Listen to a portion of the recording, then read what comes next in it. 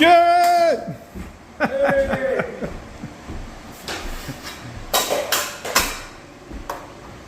So we're touching up today. Thomas is catching all the misfires, OPs, whatever got missed, but you can tell it's super wet. It's been raining non-stop over here. We're up in Palisades today.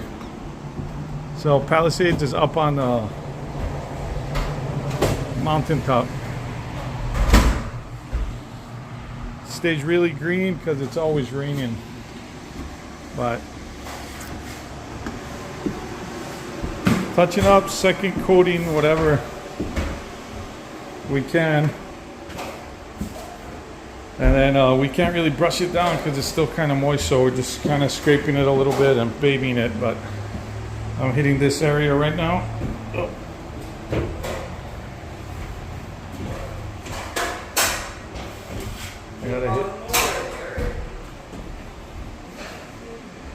I gotta hit these highs. It's crazy how much stuff we gotta build just to hit these little hallways. It's always a thing, these homes. But yeah, I'm gonna be touching up and coating. I'm gonna put the camera down and let's get back to work. So yeah, when I touch up, pretty much, if you don't know what touch up is, all you're doing is kind of fixing the imperfections. This house, along with pretty much all the houses we've done within the last, the last two houses we did were texture. So with texture, it hides a lot more. But that being said, we do a medium to a light orange peel, so it won't hide big globs or big dents. It'll hide more of like rough sanding and, you know, minor imperfections on the wall. But you still have to touch it up decent. So our normal procedure is we run the gun, run 2 boxes. So we run the tools, nail spotter twice, 10-inch, then the 12-inch box, and after that, run the angle box that same day. Just because we have enough manpower to run everything that same day. So the following day, so yesterday we ran the tools. Today it's just all touch up. So we're second coating all the bead. Even though it's a little wet, we kind of just massage it and give it a second coat. And as we second coat the bead, we're keeping an eye on all the imperfections. So I kind of hit this row. These 2 windows have 2 coats already. That way, we're going to let this set over the weekend. By Monday, it should be bone dry. So Monday, we'll come back, sand everything out with the machines and the hand sponge, and be ready to spray right behind. So the goal is the sand, spray, and clean up on Monday. We'll see how that works out, but I'm pretty sure we'll be able to do it. But yeah, you just have to kind of, almost like a typewriter, make sure you don't get, you know, when you're first starting, you're going to want to touch up here, touch up here, touch up, and then you're going to get lost. So you kind of want to start in one direction, work your way down. Okay, I'm done with this wall entirely. Everything looks good.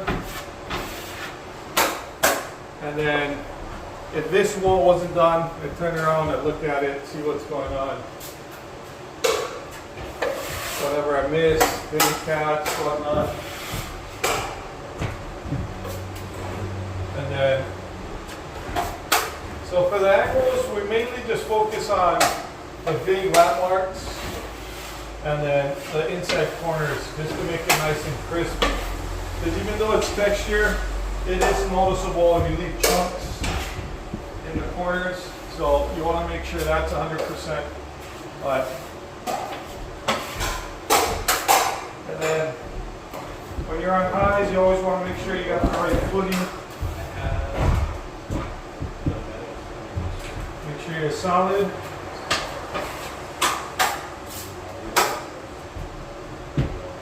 And then right here. So, Swap it out, Garrett. there you go. So I'm gonna go ahead and finish this. You're not gonna be able to see me. So before I go in there, so the phone battery doesn't drain, I'm gonna turn you guys off and then I'll see you downstairs once I'm done. Oh, all right. Now we're down here. Down here dried up a little bit better, but you can see how wet everything is. It's still wet. We coated this yesterday first thing, and the box is still wet. Normally it would have been bone dry by now. We just got to touch this up over here. You see how wet? And I get the dungeon today. This TJ's not here.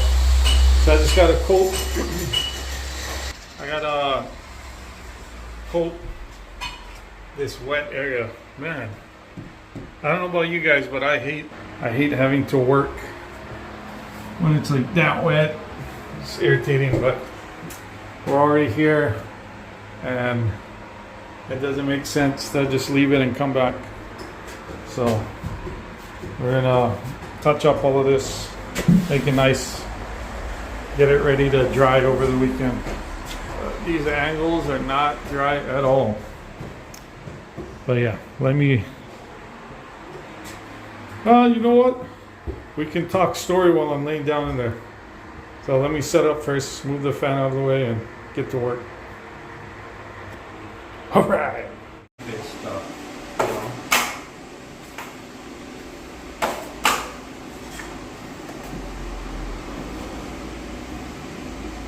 Yeah. See how you went from a lot to just flat all of a sudden? Yeah. You gotta roll your knife. So like this, look, right? Gradually rolling it to push the mud out. Oh! What was that? Oh, and these are all live, so.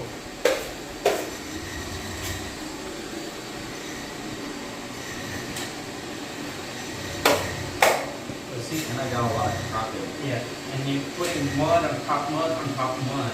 Instead of keep on starting at the same place, start over there where there's no mud when you're loading. You know what I mean? Yeah. Oh, I mean, I get why they would want to do this or this irritating return. I mean, you can fit a couple luggages there, but on the finishing side, you gotta sit down, and then for there, I'm gonna have to lay down. So it gets kind of irritating. But there's no better time than the present. Let's go. All right. So stuff, but yeah. Oh, my keys were in my pocket. Oh.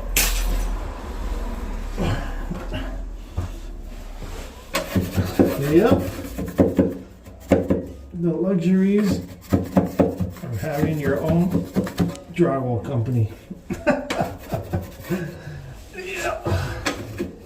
So my motto is I won't make the guys do anything I'm not willing to do myself. So this is the first one I've had to do in the last two houses, so it's not that bad.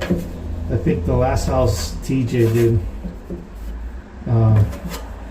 But since he's not here today, I'll take care of it rather than passing the buck to one of the guys. Earlier in the video you saw Garrett teaching Thomas, so Thomas is actually a hanger by trade, so he's in the union. He was in the union before he started working with us as a hanger, and then the union here in Hawaii is probably the same everywhere else, but it's a lot of on and off. So here more now than before. Like back when my dad, a little bit of a tangent, but anyways, my dad started in construction He was a taper for about 40 years. So back then, Hawaii, the development side at least, had a lot of tract homes happening, a lot of new development. So there was more than enough work to keep you busy most of the time. And then now there's still work. I mean, there's always work, right? Someone always needs something, but it's a little bit more scarce. And unfortunately, with the bigger jobs that supply work for the bulk of the people under the union umbrella are now they want to whether it's the investors or I don't know who's in charge, but the timelines are ridiculous now. So let's say back in the day they would allow maybe 2-3 years for the project to be completed. Now they're trying to finish these high rises in a matter of a year. And what's happening is not just poor quality, but you're flooding the job site with just a massive amount of manpower. So you're taking everybody off the bench, which is good because everybody's working, but you're only giving them enough work for maybe, if you're lucky, 6 months out of the year. So since unfortunately that happens to more union members than not, if you don't have an uncle who's in a position where you can stay busy, or you know the politics, you're kind of out more than in. So he decided to take a pay cut because I mean I can't afford the union wage, but I can try to keep them busy year round and teach him new skills. So he's been taping now for about a year. Yesterday he ran the angle box, did a great job, and today we're making him practice how to detail. And we let him make his own mistakes, let him learn, and then keep an eye on him, remind him. You know, it's just repetition. You can talk about this all you want, but you're not going to get the hang of it by talking. You're going to have to... Oh, let's see. All right, so now at least I get to sit down. Let's put this down here. Yeah. But I forgot what I was saying. The video got cut off, but I hope everyone's doing great. Ooh, a little bit wet. Let's put some mud behind there and pretend that didn't happen. Yeah, so normally, like let's say this was a smooth finish house, there's no ways that we'd be coating it like this. Well, I mean, maybe the second coat, not the final coat. This is texture and this is the final coat. The only reason we are doing it is because it's texture, and like I said, it's a little bit more forgiving. So you can see how wet it is. All I'm doing is just peeling it back a little, just enough so I don't get any trash when I coat it. But honestly, it could be worse. It's not that bad. Oh.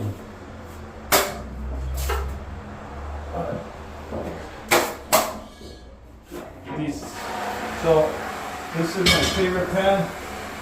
It's a 12 inch pan. I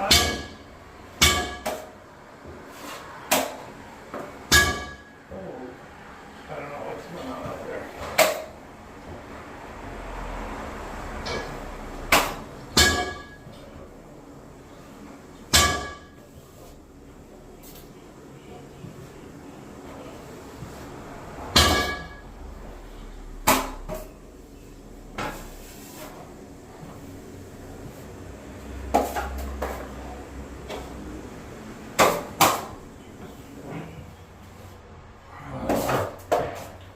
Yep, so I'm not going to edit it. You're going to see how much times I actually have to pull this because it's wet. And that is the crappy thing about coating wet.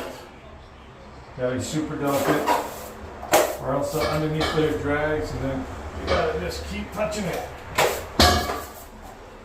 But getting kind of noisy outside, so I'm gonna go ahead and cut the video.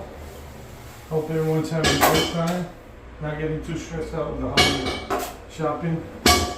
Focusing on all their blessings. Alright guys.